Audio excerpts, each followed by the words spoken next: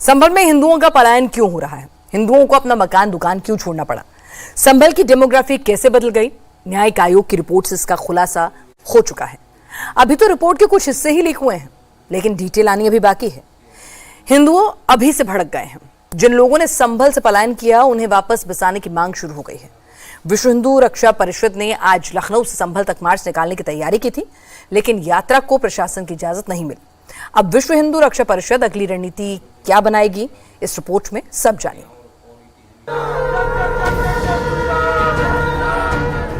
जय श्री राम, जय श्री राम, जय श्री राम, जय श्री राम। जा रहे हैं, जा रहे हैं, संभल जा रहे हैं, बचाएंगे, बचाएंगे, हिंदुओं को बचाएंगे। जा रहे हैं, जा रहे हैं, संभल जा रहे हैं, बचाएंगे, बचाएंगे, हिंदुओं को बचाएंगे। शंख बजाकर, मंत्रोच्चार करके संभल को हिंदू विहीन होने से बचाने का उद्घोष किया जा रहा है। संभल में हिंदुओं को बचाने के लिए, उनका पलायन रोकने के लिए हिंदू संगठन सड़क पर उतर आए हैं। विश्व हिंदू रक्षा परिषद ने लखनऊ से संभल बचाओ यात्रा का आगाज किया। बड़ी संख्या में कार्यकर्ता जुटे। संभल जाने के लिए विश्व हिंदू रक्षा परिषद ने इसके लिए 40 गाड़ियों का काफिला तैयार किया, लेकिन कार्यकर्ता संभल कूच करते कि पहले ही पुलिस ने बैरिकेडिंग से रोक लिया। इससे पहले पुलिस ने संगठन के कार्यालय पर नोटिस चस्पा किया, चेतावनी दी कि अगर त्योहारों के दौरान किसी ने शांति भंग करने की कोशिश की तो उनके खिलाफ कानूनी कार्रवाई होगी।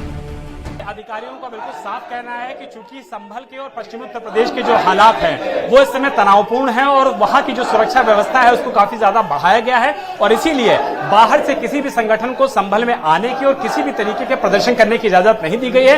यही वजह है कि गोमती नगर के इस विश्व हिंदू रक्षा परिषद के दफ्तर के जो बोर्ड है, जो नीचे का हिस्सा है, वहां पर ही प्रशासन की तरफ से नोटिस चस्पा कर दिया गया है और पुलिस और प्रशासन ने एकदम साफ कर दिया है कि किसी को भी संभल जाने की परमिशन फिलहाल नहीं दी जा रही है। यात्रा की इजाजत नहीं मिलने से विश्व हिंदू रक्षा परिषद के कार्यकर्ता नारेबाजी करने लगे। हालांकि प्रशासन के समझाने के बाद विश्व हिंदू रक्षा परिषद के नेता गोपाल राय ने संभल यात्रा को 4 दिन के लिए रोक दिया। पुलिस प्रशासन द्वारा गोपाल राय जी को विश्व हिंदू रक्षा परिषद के अध्यक्ष हैं, उनको फिलहाल रोक दिया गया है और इस अनुरोध को उन्होंने फिलहाल स्वीकार किया है। वो बाद में संभल जाएंगे। गोपाल जी, आज आप लोगों ने फिलहाल यात्रा को रोका है। यात्रा रोकने का मैंने कारण पूछा तो उन्होंने बताया कि वहाँ के जो जिला प्रशासन है संभल के, उनका कहना यह था कि ये विश्व हिंदू रक्षा परिषद के लोग आते हैं तो यहाँ माहौल खराब हो जाएगा। तो चूंकि हम विश्व हिंदू रक्षा परिषद सरकार का सहयोगी और सरकार का समर्थन कर रहा है, ऐसी स्थिति में हम 4 दिन बाद फिर प्रोग्राम बना के जाएंगे। क्योंकि 2 हिंदू मुस्लिम के बीच में हम टकराहट की वजह नहीं बनना चाहते। नहीं तो हमें उसकी नोटिस का कोई प्रॉब्लम नहीं, नोटिस हो जाए, मुकदमा कायम हो जाए, उसका कोई डर नहीं था। 4 दिन बाद फिर से जाएंगे। 4 दिन बाद फिर जाएंगे। क्या कम होगी इस बार? संख्या केवल 2 गाड़ी से जाएंगे। अभी 40 गाड़ी या 2 गाड़ी से जाएंगे, नहीं एक ही गाड़ी से जाएंगे। कल भी लखनऊ में हिंदू संगठनों ने प्रदर्शन किया था। एसआईटी की रिपोर्ट में जिक्र है कि आजादी के बाद संभल में कई दंगे हुए, जिसके चलते हिंदू परिवार पलायन कर गए। एसआईटी की रिपोर्ट सामने आने के बाद हिंदू परिवारों के घरों में ताला लग गया, बाजारों में सन्नाटा पसर गया। गुरुवार को एसआईटी ने 450 पन्नों की रिपोर्ट योगी को सौंपी थी, जिसमें नवंबर 2024 को हुए दंगों की जांच का भी जिक्र है। साथ ही इतिहास में संभल में कितने और कब कब दंगे हुए, इसका भी जिक्र है। इसी रिपोर्ट के लीक होने से बवाल तेज हो गया। संभल का सच सामने आ गया है। आजादी के वक्त संभल के अंदर अगर बात की जाए तो लगभग 45% हिंदू लोग थे, हिंदू आबादी थी, लेकिन अब हिंदू आबादी घटकर मात्र 15% हो गई है। डाकखाना रोड संभल में सबसे ज्यादा लोगों ने पलायन किया है, अपने मकान छोड़े हैं। इस वक्त हम जिस घर पर मौजूद हैं, ये जो घर आप देख रहे हैं, ये मकान है राजीव गुप्ता का।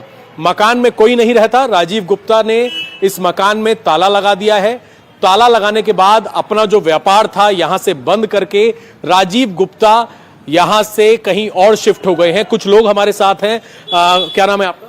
मेरा नाम अनुज शर्मा है। अनुज, ये जो मकान है राजीव गुप्ता का, जिनका ये कॉस्मेटिक का भी शॉप था, फिलहाल ताला लगा हुआ है। ये अभी 4-5 महीने पहले मुरादाबाद चले गए। मुरादाबाद शिफ्ट हो गए? अब यहाँ नहीं रहते? नहीं। क्या हुआ, किस वजह से एक तो कारोबार नहीं है और आए दिन दंगे झगड़े होते रहते हैं यहाँ पे, इस वजह से ये लोग यहाँ से चले गए। बच्चे भी बाहर रहते हैं पहले से। अच्छा, तो काम धंधा यहाँ पर नहीं है। ये राजीव गुप्ता का मकान हमने आपको दिखाया जिसमें फिलहाल ताला लगा हुआ है। इसके अलावा हम आपको दूसरा मकान दिखाएंगे। ये जो मकान है, ये मकान किसका है? ये है, उनका नाम है संजय शिवा या महेंद्र? महेंद्र गुप्ता। ये महेंद्र गुप्ता का मकान है। महेंद्र क्या काम करते थे? इनका बैंता का बहुत बड़ा मकान मतलब काम था, आप कोठी भी देख सकते हैं, बहुत बड़ा कारोबार है। अब दिल्ली में शिफ्ट हो गए इन्होंने, बहुत बड़ा काम दिल्ली में चला गया। इनके परिवार में कम से कम 5 फैमिलियां थी, वो भी सब बाहर चली गई। कोई नहीं रहता। तो ये पलायन हो रहा है यहाँ से, मैं देख रहा हूँ। एक दो नहीं, बहुत सारे घरों में ताला लगा है। कहाँ जा रहे हैं लोग और क्यों छोड़ के जा रहे हैं अपने घर को? देखो, एक ह्यूमैनिटी होती है, ह्यूमैनिटी में लोग हमारे कम है, तो क्या इसका मतलब है कि क्या करना है? कारोबार है नहीं संभल में कोई। 80 और 20 का परसेंटेज का यहाँ पे फर्क है, तो इस चक्कर में लोग यहाँ से कारोबार हो नहीं रहा है तो चले जाते हैं। संभल में हिंदुओं के पलायन को लेकर योगी सरकार भी एक्टिव है। योगी ने हिंदुओं के पलायन के लिए विपक्ष को जिम्मेदार ठहराया और कहा कि जिन्होंने हिंदुओं का पलायन करवाया, उनका जनता पलायन करवा देगी। समाजवादी पार्टी और कांग्रेस के समय में चुन चुन करके हिंदुओं को निशाना बनाया जाता था। कैसे उनकी डेमोग्राफी को, उनकी जनसांख्यिकी को कम करके लगातार उन पर अत्याचार करवाए जाते थे, कैसे दंगे करवा करके हिंदू विहीन कर दिया जाता था क्षेत्रों को। लेकिन आज एक डबल इंजन की सरकार है, डेमोग्राफी को भी नहीं बदलने देगी और जो भी डेमोग्राफी को बदलने का दुस्साहस करेगा उसको स्वयं पलायन करने के लिए मजबूर होना पड़ेगा। संभल में हिंदुओं के पलायन की रिपोर्ट से लोग गुस्से में हैं। हिंदू संगठनों की मांग है कि यहां से गए लोगों को वापस बसाया जाए और हिंदुओं की सुरक्षा की जाए, जिससे भविष्य में हिंदू परिवार को पलायन न करना पड़े। राहुल गांधी के मंच से पीएम मोदी के अपमान के बाद शहर शहर घमासान मचा हुआ है। बीजेपी कार्यकर्ता सड़क पर हैं। राहुल गांधी पर अलग अलग शहरों में केस दर्ज हो गया है। बीजेपी कार्यकर्ताओं ने कहीं मौन प्रदर्शन किया है तो कहीं उनका प्रोटेस्ट उग्र दिखा।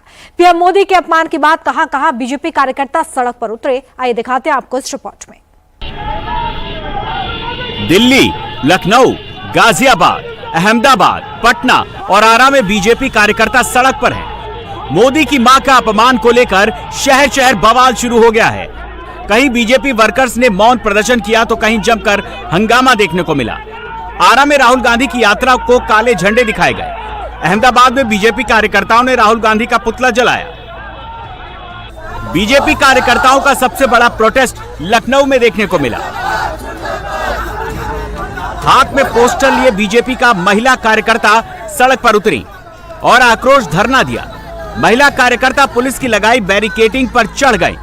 पुलिस उन्हें हटाने की कोशिश करती रही लेकिन महिला वर्कर्स डटी रहीं। काफी देर तक हंगामा होता रहा। इस दौरान एक महिला कार्यकर्ता बेहोश हो गई, उसे तुरंत अस्पताल पहुंचाया गया। मां के सम्मान में भाजपा मैदान में भारतीय जनता पार्टी का जो महिला मोर्चा है आज वो जबरदस्त तरीके से प्रोटेस्ट कर रहा है। लखनऊ के वीवीआईपी गेस्ट हाउस से लेकर के और कांग्रेस मुख्यालय तक ये विरोध मार्च निकाला जाएगा, आक्रोश यात्रा निकाली जाएगी और यहाँ पर कांग्रेस पार्टी के जो सीनियर नेता हैं उनके मुर्दाबाद के नारे लगाए जा रहे हैं। क्या वजह है आप लोग इस समय जबरदस्त तरीके से आक्रोश में नजर आ रही है? आज हम लोग राहुल गांधी के कार्यालय सामने उनका पुतला फूका जाएगा। आज ले पूरी जनता समझ ली कि राहुल गांधी खत्म हो चुके हैं और इसी पितरपक्ष में उनकी बरखी अर्थी कर दिया जाएगा। नाराजगी की वजह क्या है? प्रधानमंत्री की मां को जिस तरीके से अभद्र टिप्पणी की गई है। बिल्कुल, जिस तरह से उन्होंने अपनी भाषा से हमारी माता जी के समान, बल्कि हमारी दादी माँ के समान जो माता जी है, जो इस देश के यशस्वी प्रधानमंत्री की माता है, उनको उन्होंने अभद्र टिप्पणी करके अपनी मानसिकता को उजागर किया है। बिहार में राहुल गांधी के वोट चोरी वाले नैरेटिव के बीच कांग्रेस के मंच से प्रधानमंत्री नरेंद्र मोदी की मां को भद्दी गालियां दी गईं, जिसने जबरदस्त बवाल मचा है। यूपी, बिहार, गुजरात से लेकर बंगाल तक इसका इम्पैक्ट दिख रहा है। गाजियाबाद में बीजेपी कार्यकर्ताओं ने प्रदर्शन किया और राहुल गांधी तेजस्वी यादव के खिलाफ मुकदमा दर्ज कराने थाने पहुंच गए। पुलिस से मांग की गई कि राहुल गांधी, तेजस्वी यादव, मोहम्मद नौशाद और रिजवी समेत 30 से 40 अज्ञात लोगों के खिलाफ देशद्रोह और सामाजिक सौहार्द भंग करने की धाराओं में मुकदमा दर्ज किया जाए। गिरफ्तार किया गया है तो कार्रवाई इस पे होनी चाहिए। और जिन लोगों के द्वारा उसने षड्यंत्र रचा, जिन लोगों के सारे उसने बात कही, जो भारत की माता का अपमान किया, क्योंकि मोदी जी की माता केवल उनकी नहीं है, पूरे देश की माँ सबकी होती है, माँ चाहे किसी की भी हो, जो उसने अपमान किया है और जिन्होंने कराया है उन पर भी कार्रवाई हो। और कार्रवाई शासन करे, सरकार करे, नहीं हम लोग तो लगातार कार्रवाई करते ही रहेंगे। दिल्ली से बीजेपी विधायक रवि नेगी ने पीएम मोदी की मां का अपमान को लेकर पुलिस में शिकायत दर्ज कराई है। बीजेपी कार्यकर्ता आरोपी नौशाद के साथ राहुल गांधी के खिलाफ भी केस दर्ज कराने की मांग कर रहे हैं। कल जिस प्रकार माननीय प्रधानमंत्री जी की माता जी के खिलाफ राहुल गांधी और तेजस्वी यादव के मंच से आपत्तिजनक भाषा का प्रयोग करा, और आज जिस प्रकार माननीय गृह मंत्री के खिलाफ आपत्तिजनक भाषा का प्रयोग टीएमसी सांसद महुआ मोइत्रा ने कहा, दोनों इन तीनों के खिलाफ मैंने आज अपने थाने में कंप्लेंट दर्ज कराई है। पटना में एक दिन पहले डंडा युद्ध हुआ था, अब बीजेपी कार्यकर्ता मौन प्रोटेस्ट कर रहे हैं।